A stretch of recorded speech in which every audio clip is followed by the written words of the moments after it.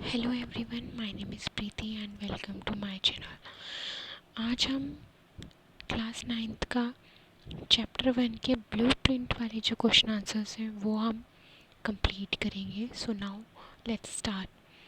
Which of the following, ये page number 3 का है। Which of the following are matter, कौन सा इसमें से मैटर है? Chair, love, smell, heat, almond, thought, cold, lemon water, smell of perfume. तो कौन कौन सा आपके में जो है मैटर है वो है चेयर, एयर, एलमंड और लेमन और वाटर, लेमन वाटर। क्यों ये मैटर है? क्योंकि हमने बताया था मैटर वो होता है जो एक स्पेस को ऑक्यूपाई करता है और उसका कोई वॉल्यूम होता है। ठीक है, तो हम नेक्स्ट क्वेश्चन पे प्रोसीड करते हैं। तो नेक्स्ट क्वेश्चन में हमें रीज़न बताना है। रीज़न में हमें क्या बताना है कि the smell of hot sizzling food reaches you several metres away. अगर गरम गरम खाना होता है तो उसकी फ्यूम्स जो है, उसकी स्मेल जो है बहुत दूर तक आती है। पर अगर जो ठंडा खाना होगा, जो but to get the smell from cold food you have to go close. पर आप जब जो ठंडा खाना होगा उसके पास भी जाएंगे तो आपको कोई स्मेल नहीं आएगी। ऐसा क्यों होता है? क्योंकि जो पार्टिकल्स ऑफ एयर होते हैं, it's fluid with high temperature. जो एयर में पार्टिकल्स होते हैं वो ज़्यादा हाई टेम्परेचर पे ज़्यादा मूव करते हैं और उनकी हाई काइनेटिक एनर्जी होती है तो ज़्यादा फास्ट मूव करते हैं। ठीक है, तो इसलिए जो हॉट फूड रीचेस जो होता है person have even distance several metre. इसलिए जो है बहुत दूर तक जो हॉट खाने की फ्यूम्स है वो कहाँ चली जाती है? बहुत दूर तक जाती है। सेकेंड पार्ट पढ़ते हैं। सेकेंड रीज़न क्या बताना है? A driver is able to cut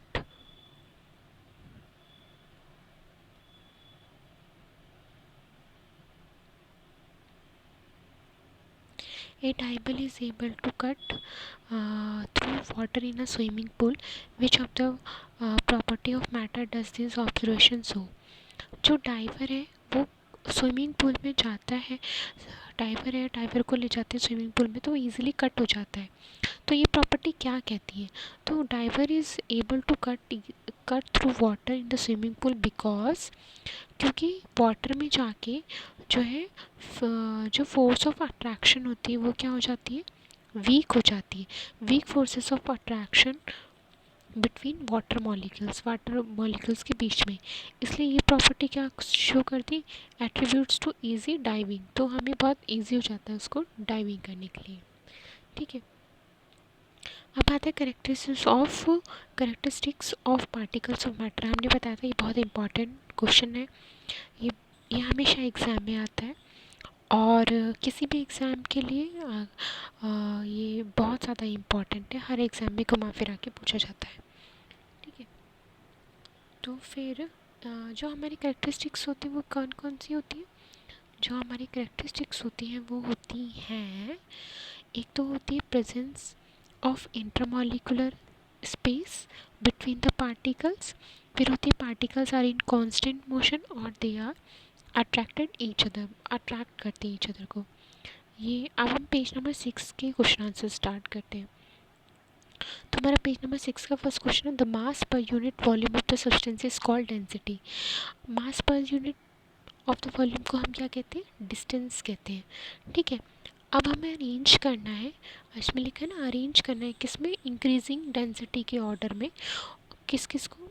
air, exhaust from chimney, Honey, water, chalk, cotton और आयरन को। सबसे पहले डेंसिटी समझते हैं। तो डेंसिटी क्या होते हैं? मास अपॉन वॉल्यूम होता है। मतलब किसी का मास हो और उसका क्या होता है? वॉल्यूम हो, तो वो उसको हम क्या कहते हैं? डेंसिटी कहते हैं। ठीक है, अब हमें इंक्रीजिंग ऑर्डर में लगाना है। इंक्रीजिंग डेंसिटी का क्या मतलब है कि इंक्रीजिंग डेंसिटी का मतलब है कि हमें सबसे पहले छोटा लगाना होगा, फिर उससे बड़ा, फिर उससे बड़ा, इससे बड़ा। तो सबसे पहले एयर में कोई डेंसिटी नहीं होती, उसका कोई वॉल्यूम नहीं होता। एयर, एग्जॉस्ट फ्रॉम चिमनी, जो हवा निकलती है उसका भी कुछ नहीं होता। कॉटन, उसके बाद वाटर, हनी और चॉक और देन आयरन। ठीक है, अब हम नेक्स्ट क्वेश्चन करते हैं। सेकंड क्वेश्चन क्या है, आंसर हमें देना है। Tabulate the difference in the characteristics of matter. एक टेबल फॉर्म में हमें मैटर के जो कैरेक्टरिस्टिक्स होते हैं, मैटर किस फॉर्म में होते हैं, सॉलिड, लिक्विड, गैस, उसको हम टेबल फॉर्म में बताना है। तो देखिए ये टेबल फॉर्म में है। अब क्या है, हम इसके शेप के रिकॉर्डिंग बता सकते हैं, वॉल्यूम, इंट्रामोलिकुलर फोर्स। तो सबसे सॉलिड है, सॉलिड का फिक्स्ड शेप रहता है, फिक्स्ड वॉल्यूम होता है। इंटरमोलिकुलर फोर्स मैक्सिमम होती है, इंटरमोलिकुलर स्पेस वेरी लेस होता है।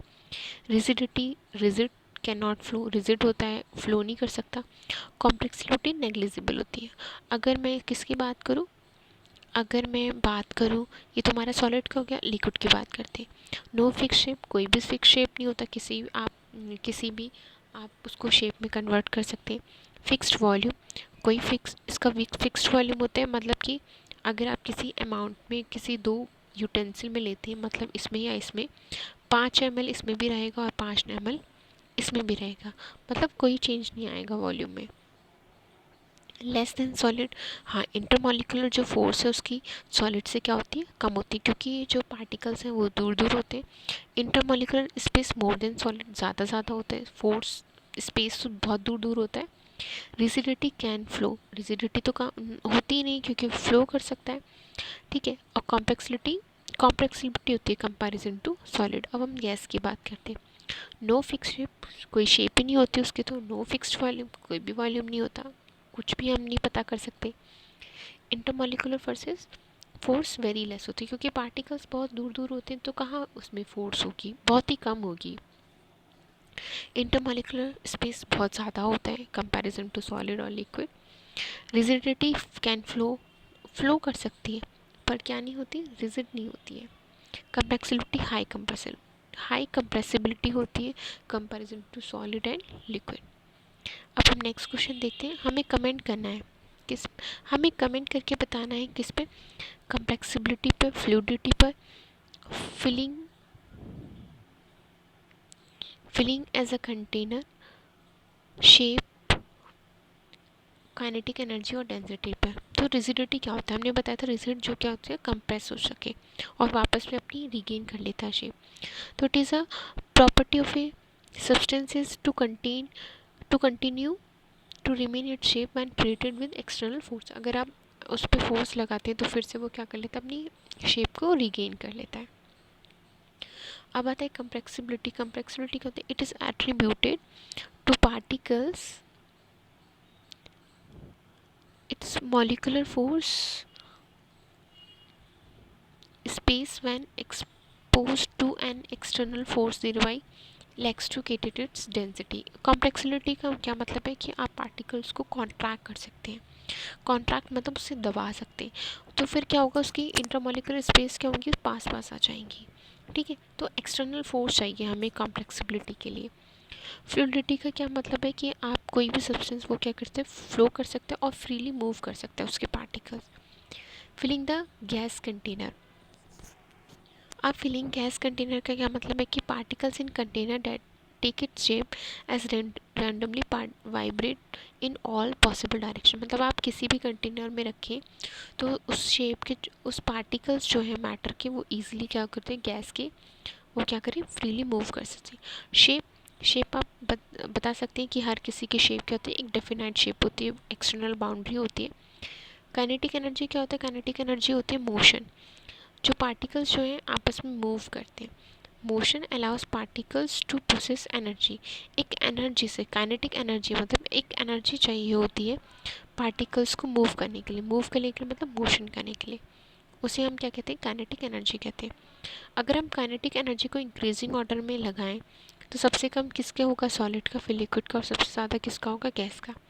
और हम काइनेटिक एनर्जी को ना, अगर हम एक एक फॉर्मूले से या अल्फ़ाबेटिकली ऑर्डर से हम अगर इसको देखें तो काइनेटिक एनर्जी क्या होती है, हाफ mv², ठीक है। एम का क्या मतलब होता है, मास, और वी का क्या मतलब होता है, वेलोसिटी ऑफ द पार्टिकल, ठीक है। जो वेलोसिटी इंक्रीज होगी, मास इंक्रीज होगा, तो हमारी काइनेटिक एनर्जी भी क्या होगी, इंक्रीज होगी। अगर हम डेंसिटी की बात करें तो हम अभी हमने आपको बताया डेंसिटी क्या होता है। डेंसिटी होता है मास अपॉन वॉल्यूम, और mc क्या होता है मास, और vc क्या होता है वॉल्यूम। तो हम डेंसिटी की जो डेफिनेशन है वो ऐसे भी लिख सकते हैं, it is a mass of a unit volume of a substance. ठीक है, अब हम थर्ड क्वेश्चन पे चलते हैं। इसमें क्या देना, रीज़न देना है। Reason, a gas fills completely the vessels in which it's kept. मतलब अगर आपने एक वेसल में गैस फिल करके रख दी और उसको रख दिया तो क्या होगा, जो काइनेटिक एनर्जी होगी किसकी, गैस के पार्टिकल्स की, वो क्या होगी, वेरी हाई होगी। Kinetic energy possessed by gas particle is very high which allow them to randomly move across all the direction. ठीक है, जो उसमें पार्टिकल्स होंगे गैस के, उसमें फोर्स ऑफ अट्रैक्शन तो कम होता है पार्टिकल्स के बीच में, पर जो काइनेटिक एनर्जी की वजह से वो क्या होंगे, इधर उधर मूव करेंगे। Hence the particles fills the gas vessels entirely. तो क्या होते हैं, वो कंप्रेस होते जाते हैं, बहुत सारे पार्टिकल्स होते हैं, बहुत ज़्यादा मूव कर रहे होते हैं, तो इसलिए उसको एंटायरली क्या कर दिया जाता है, फिल कर दिया जाता है पूरा। नेक्स्ट हमारा, एक gas exert pressure on the wall of the container. अब क्या होता है कि क्या गैस जो है कोई प्रेशर लगाती है कंटेनर पे, तो हम कहेंगे गैस कैसे लगाती है, क्योंकि जो गैस के मॉलिक्यूल्स हैं उसमें क्या होती है, सबसे ज़्यादा हाई काइनेटिक एनर्जी होती है। इसी हाई काइनेटिक एनर्जीज की वजह से they are under constant motion inside the container in the random direction. इसलिए वो कंटेनर में क्या होते हैं, रैंडम घूमते रहते हैं, डायरेक्शन होती है।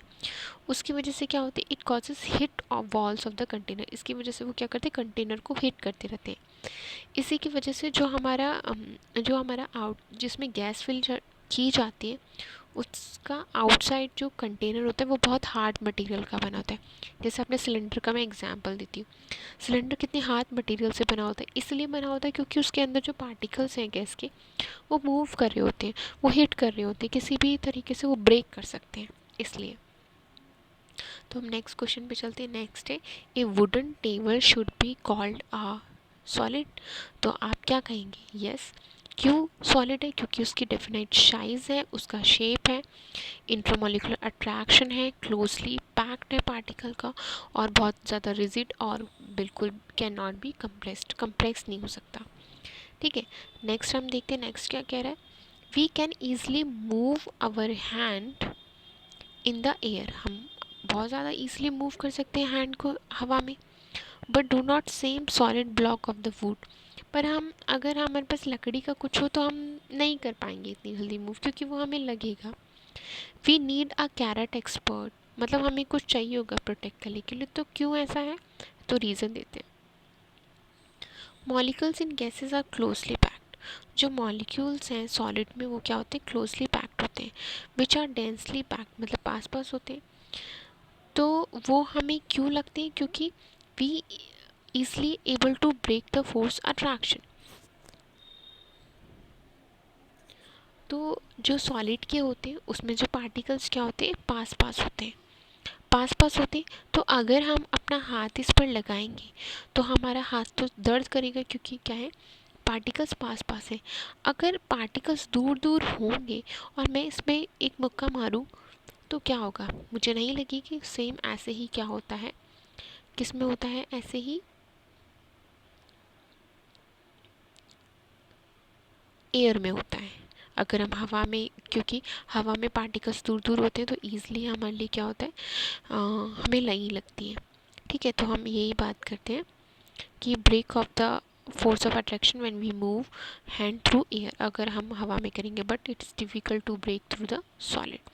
सॉलिड में बहुत मुश्किल है हमें ब्रेक करना, क्योंकि उसमें जो पार्टिकल्स के बीच में क्या होती है, फोर्स ऑफ अट्रैक्शन क्या होती है, सबसे ज़्यादा होती है।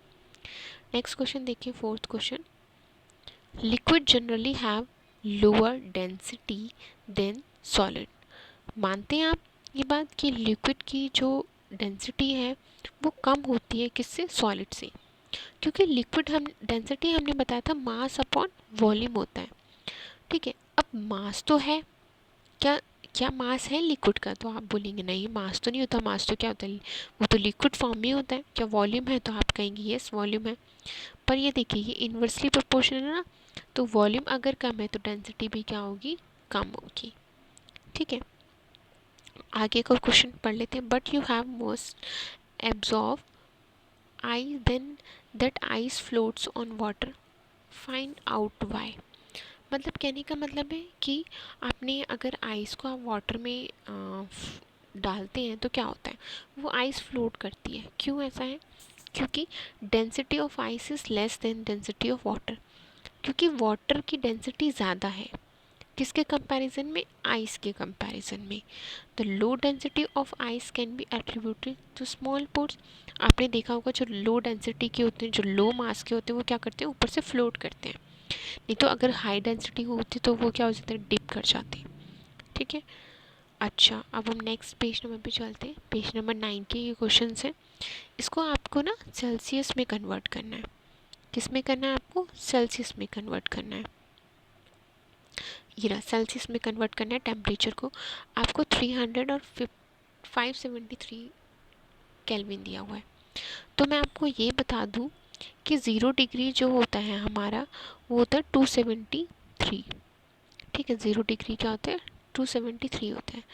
अगर आप केल्विन को सेल्सियस में कन्वर्ट करते हैं, को आपको क्या करना होगा, 300 को 273 से 273 से क्या करना होगा, माइनस करना होगा। आप बोलेंगे क्यों माइनस क्यों करना होगा?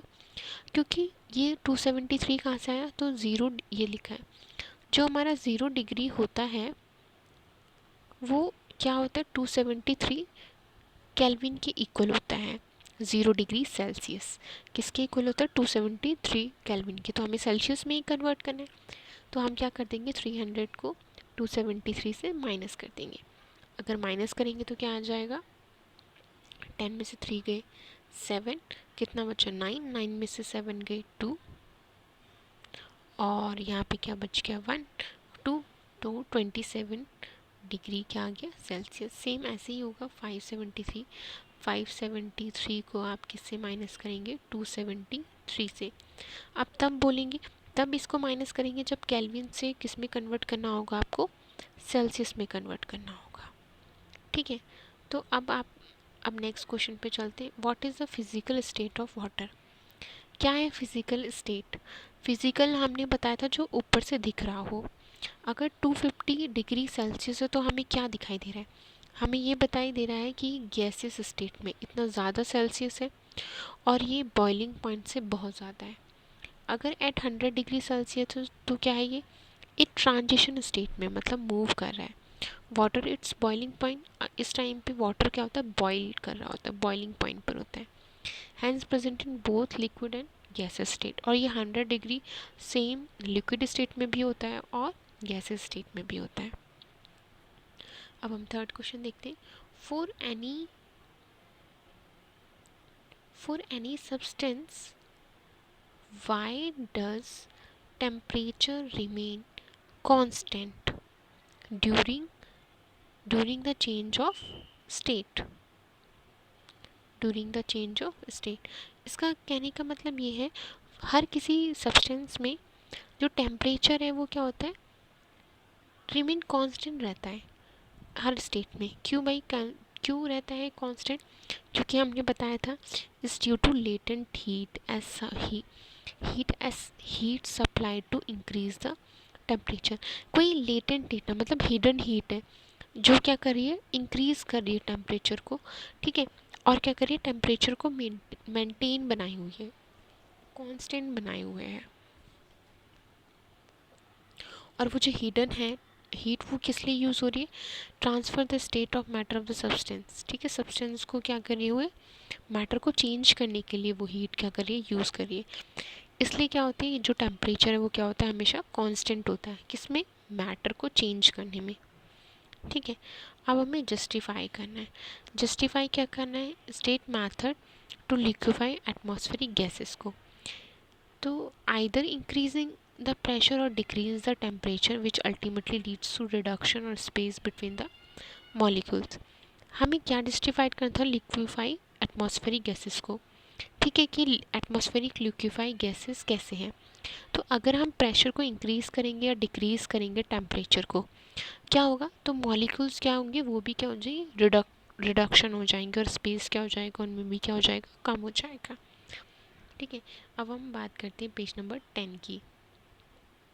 पेज नंबर 10 के क्वेश्चन आंसर क्या कहते हैं। फर्स्ट क्वेश्चन है, why does a desert cooler cool better on a hot dry day.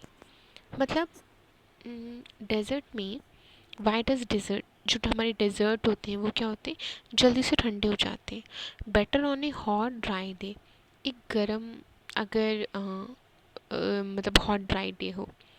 It is because, क्योंकि ये ऐसा क्यों होता है, क्योंकि हमारा जो टेम्परेचर क्या होता है वो हाई होता है, टेम्परेचर इज़ हाई होता है, और ह्यूमिडिटी क्या होती है, कम होती है। किसमें, हॉट ड्राई डे में, दिन में, जब बहुत ज़्यादा गर्म दिन हो, ड्राई हो। इससे क्या होता है, विच इनेबल्स बेटर एवोपरेशन, तो जल्दी से क्या होता है, एवोपरेशन हो जाता है, जिससे क्या होता है, हमें क्या होता है, कूलिंग इफेक्ट शो करता है। हमने बताया था कि अगर हमें जल्दी से एवोपरेट हो जाए, जैसे हमारे जो स्वेटिंग है वो एवोपरेट हो जाए, तो हमें बहुत ठंडा ठंडा फील होने लगता है। ठीक है, अच्छा नेक्स्ट क्वेश्चन देखते हैं। How does the water capped in earthen pot, मटका जिसे कहते हैं अर्थन पॉट, कि हम वाटर इसमें क्यों रखते हैं, बिकम कूल ड्यूरिंग समर, और इसमें ठंडा पानी भी होता है। क्यों ऐसा, क्योंकि an earthen pot is porous nature.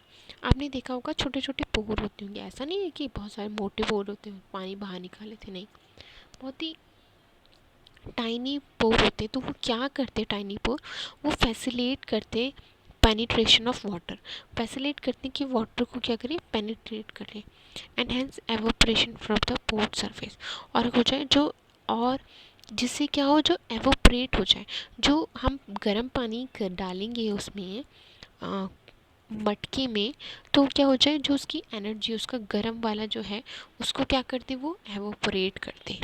ठीक है, इसी प्रोसेस को हम क्या कहते हैं, the process of evaporation require energy, इसीलिए हमें एनर्जी रिक्वायर होती है, which is contributed by water in the pot as result of water turns cooler. इसी वजह से, क्योंकि हमने गरम में डाला, और वो क्या हो गया, वो टीनी पोर्स की वजह से वो जो गरम एनर्जी थी उसके अंदर पॉट में, वो क्या हो गई, एवोपरेट हो गई। ठीक है, और इससे क्या हो गया, हमारा पानी क्या हो गया, कूल हो गया।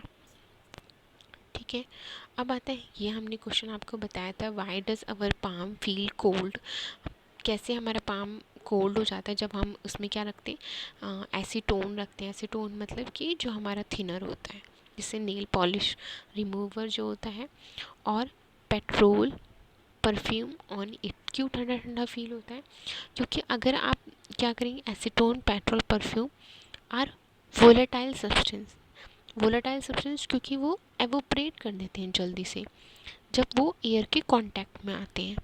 Evaporation is facilitated use energy from palm, उससे क्या होगा, जब वो एवोपरेट कर देंगे तो वो एनर्जी जो इन्वायरमेंट से ले रहे हैं, उससे क्या होगा, हमारी पाम बहुत ही कूल इफेक्ट करेगी। नेक्स्ट क्वेश्चन चलते हैं fourth, why are we able to sip hot tea और milk faster from a saucer rather than a cup. इसका मतलब ये है कि क्यों हम एक गर्म टी सिप कर लेते हैं और जल्दी से मिल्क पी जाते from a saucer rather then cup. Saucer मतलब एक ब्रॉड एरिया, जो क्योंकि उसका लार्ज एरिया होता है, एक ऐसे ब्रॉड एरिया, कप तो ऐसे शेप में होता है, तो ये ब्रॉड एरिया। क्यों हम इसमें अगर चाय करें या मिल्क करें तो हम जल्दी से पी लेंगे, और इसमें कप, इसमें थोड़ा टाइम लगेगा। क्यों, क्योंकि हमने बताया था एवोपरेशन जल्दी इसलिए होता है जिसमें लार्ज सरफेस एरिया हो। अब लार्ज सरफेस एरिया किसका है, सॉसर का है, रेदर देन कप, इसलिए क्या होगा, जल्द कम एवोपरेट होगा और ठंडा होने में ज़्यादा टाइम लगेगा। ठीक है, कप में what type of clothes should be wear in summer, हमें कैसे क्लोथ्स पहनने चाहिए, तो हम मैंने बताया था कॉटन के क्लोथ्स पहनने चाहिए। क्यों, कॉटन के क्लोथ्स जो होते हैं बहुत ज़्यादा एवोपरेट, जल्दी से एवोपरेट कर लेते हैं, और जो भी आपको स्वेटिंग आ रही है तो क्या करते हैं, उसको एवोपरेट करके आउटसाइड कर देते हैं, इन्वायरमेंट में फेंक देते हैं, और इन्वायरमेंट से जो आपको ठंडी हवा लगती है फिर, ठीक है। अब बात करते हैं पेज नंबर 12। जो पेज नंबर 12 है वो आपका एक्सरसाइज है, मेन एक्सरसाइज। तो मैंने इतने सारे क्वेश्चंस आपको सॉल्व कराए हैं। आई होप आपको बहुत इजी होगा एक्सरसाइज को सॉल्व करने के लिए। सो अगर आपकी कोई भी क्वारीज होती है एक्सरसाइज से रिलेटेड, प्लीज़ आप कमेंट बॉक्स में बता सकते हैं। कमेंट बॉक्स में मैं आपको ज़रूर रिप्लाई दूँगी। Okay, so thank you so much.